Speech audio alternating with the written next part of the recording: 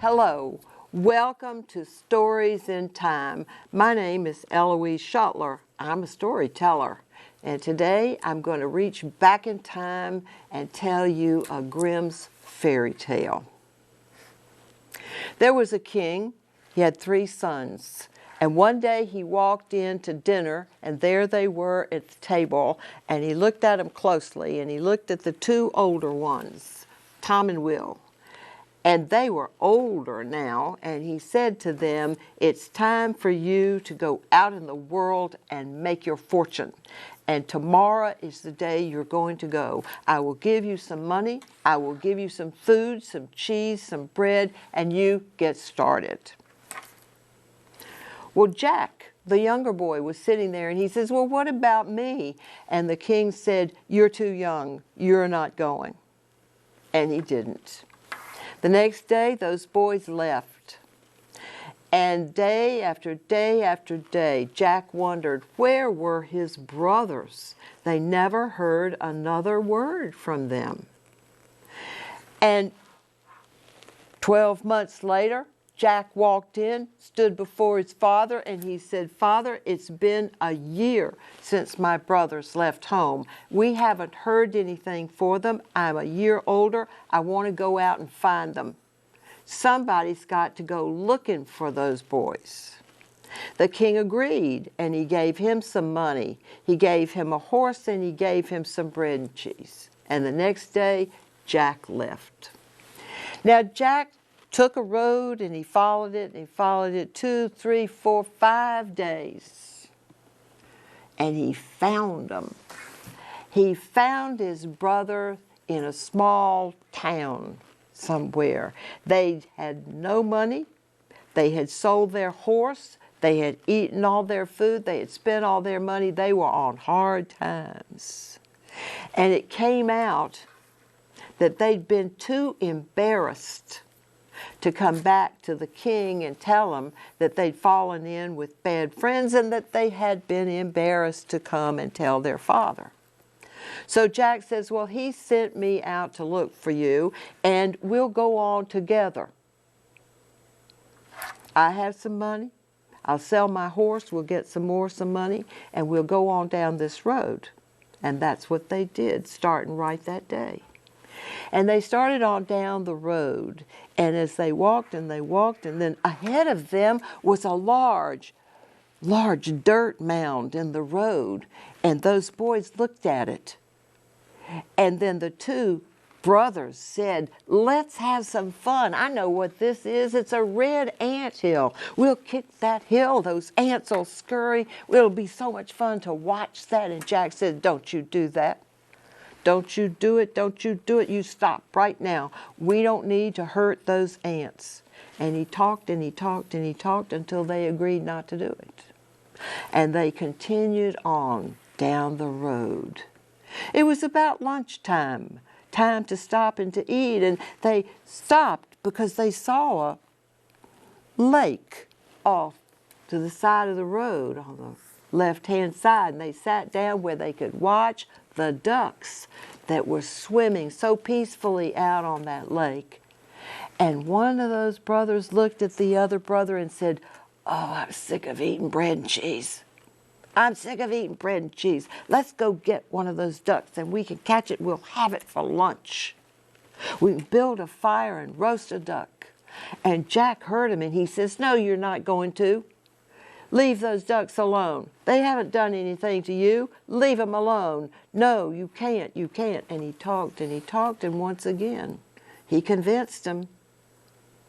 And they came on along with him after they ate their bread and cheese. They're walking along. They knew that the afternoon was waning away, and they were going to have to look for some place to get inside. And as they were going down the road on the right-hand side, they saw the biggest tree, widest around, tallest they'd ever seen. But what really took their eyes? It was shiny. It was slick and shiny, and they looked up, and it was the biggest beehive they had ever seen, and honey was just dripping out of it, and it was sliding down that tree and making it shine in the sun.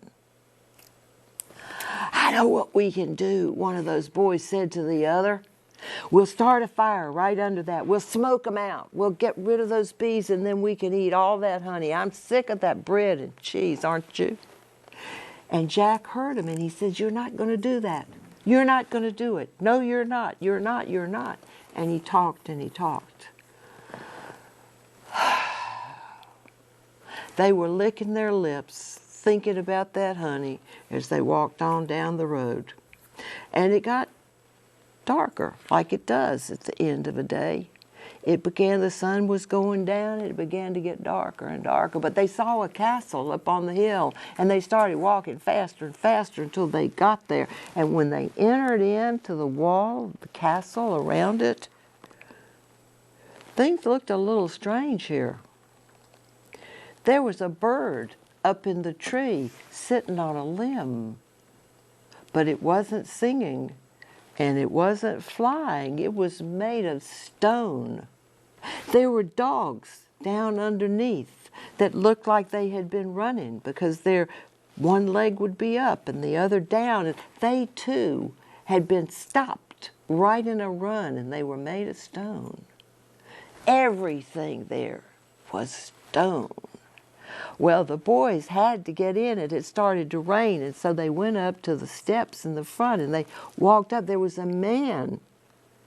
Looked like there was a man standing on the steps, but it wasn't. It was a stone statue. And so they went on in. And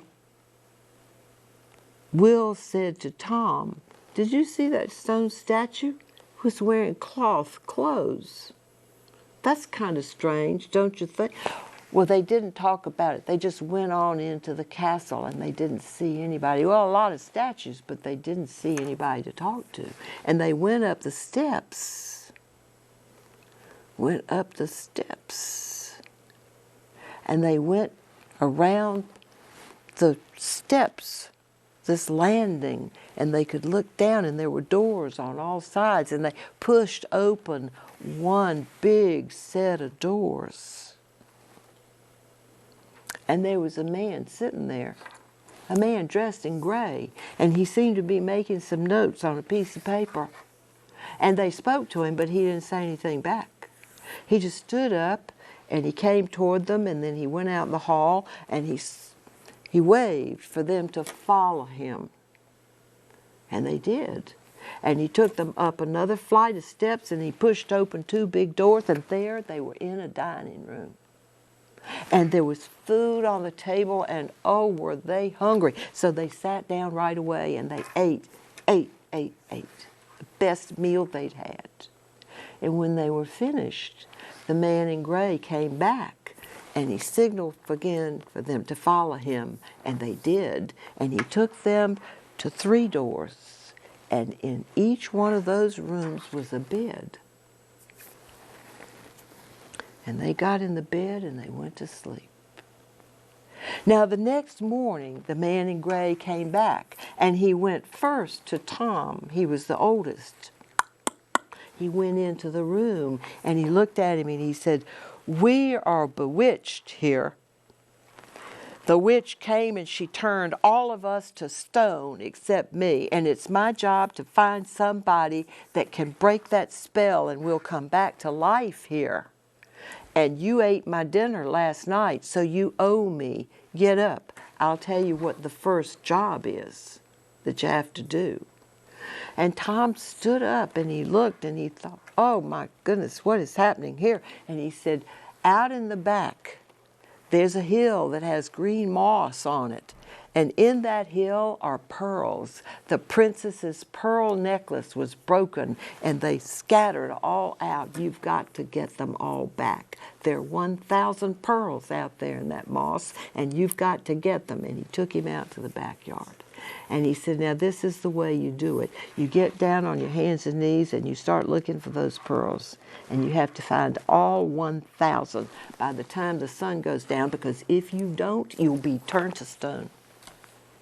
Well, Tom dropped down to his knees and he started going through that moss as fast as he could, and that was slow. And he found 300. He put it in a pile, and he kept on, and he found 200 more, and he kept on, and it was off in the afternoon, and the sun was going down, and when he looked at his pile, it was only 712. Wham! He was turned to stone. Well, Will and Jack had seen that. And they knew that one of them was going to have to take their turn the next day, and it would be Will, who was the next in line. And that's what happened. The next morning, the man in gray came, knocked on the door, and he opened it, and Will got up with just barely able to swallow. He was so nervous, and he went out there on the green hill. He dropped down onto his knees, and he started feeling out for the pearls. By 11 o'clock, he had 500. He was slow. 500. By 2:30, he had 700. Yeah, he did. He had 700, but as the sun started down later in the day, he thought he had a big pile, but it was only 900. It wasn't 1,000, and wham! He turned into stone. That left Jack all alone, and he knew what was coming the next day. So he went ahead and got the bed and said, "You might as well sleep. There's nothing you can do." The next morning, he went out to the hill with the green moss on it, and he dropped down to his knees, and he wanted to cry. He didn't think he was going to be able to do this. He was afraid when suddenly he saw coming from all sides around him, well, there were just lines of red ants headed his way. And they spread out through that moss. It was the ants that he had saved. Well, by 2:30, they had 792, and they were faster and faster. And by 4:30, before the sun even started down, the 1,000 was there. Oh, he held his breath. What a relief. And he ate some supper that night. The next morning, the man in gray came and said, "There are 3 tasks. You've done one. Now's time for the second one." The witch took the key to the princess's bedroom, and she threw it in that little lake back there. And you're going to have to go get it. And he did. He went back out there and stood on the side of the water, and he looked at it, and he was very close to tears. "I can't swim. I don't know how I'm going to do that." And then he looked up, and he saw coming toward him were the ducks. The ducks that he had saved. And they came up near him, and they started dipping and dipping and dipping up and up and up and back until one of them reached his beak up and swam over and dropped the key right in front of Jack. He picked it up. "Oh, thank you, thank you." Well, that was the second task. What could possibly be the third task? And he found out early the next morning. The man in gray knocked on his door, came and got him and said, "Get up, I'm going to show you something." And he took the gold key and he stuck it in a door down on the other side of the hallway and turned it. And when they entered the room, there were 3 golden beds in that room. And on each one of those beds was a princess sound asleep. Actually, she was stone. They all looked alike. They did, exactly alike. And the man said to him, "What you have to do is you have to look at those 3 princesses. They are not really all the same. And you have to point out the one that is the youngest. Point to her, and that will break the spell." And just that minute, through the window came a bee. Buzz, buzz, buzz, and that bee landed on one of those girls' lips. It was from the beehive. It had to be. And the bee just sat there on her lips. And Jack said, "That's it." And at that, the sound of breaking stone, shattering all over the castle. The spell was broken. Now, this is a fairy tale. And you know what happens in a fairy tale. Jack married the youngest sister. The two other brothers married the other two sisters. And they stayed there and they shared the kingdom. And everyone lived happily ever after.